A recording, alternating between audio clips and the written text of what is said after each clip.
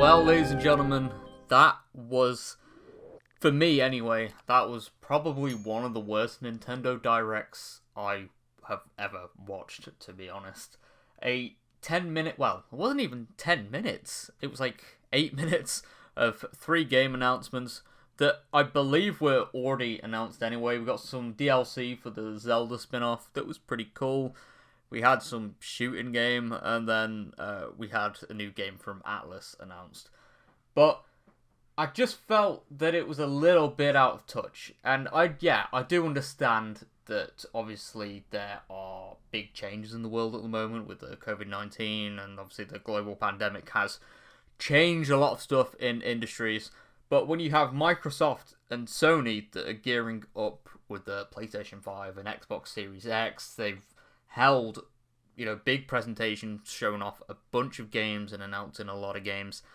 It's a bit worrying with Nintendo because they haven't had a general direct since September last year. We had the Nintendo Mini Direct in March, and we've had a couple of mini presentations for Pokemon and Animal Crossing.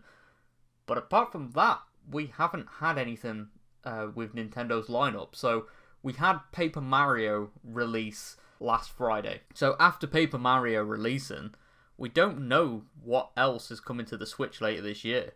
And that's kind of worrying, because Nintendo normally have a lot of games coming out towards the end of the year, and so far we don't have any more games being announced. Now, we do have the Mario Collection heavily rumoured to be arriving on the Switch, and the 3D World Deluxe port, and we have other games being heavily rumoured, but they're not confirmed yet. There's no release dates or nothing like that, and you'd expect Nintendo to be announcing them by now, and according to the leaks that started speculating about these games, they were meant to be announced at E3, that obviously didn't happen due to certain circumstances regarding COVID. But with the Nintendo Direct format that has now changed to allow partner showcases, it would make a lot of sense for Nintendo to show off more third-party games, and that's what they were trying to do with this one. But I felt like if they had more games in this showcase, and obviously, hold off instead of doing like loads of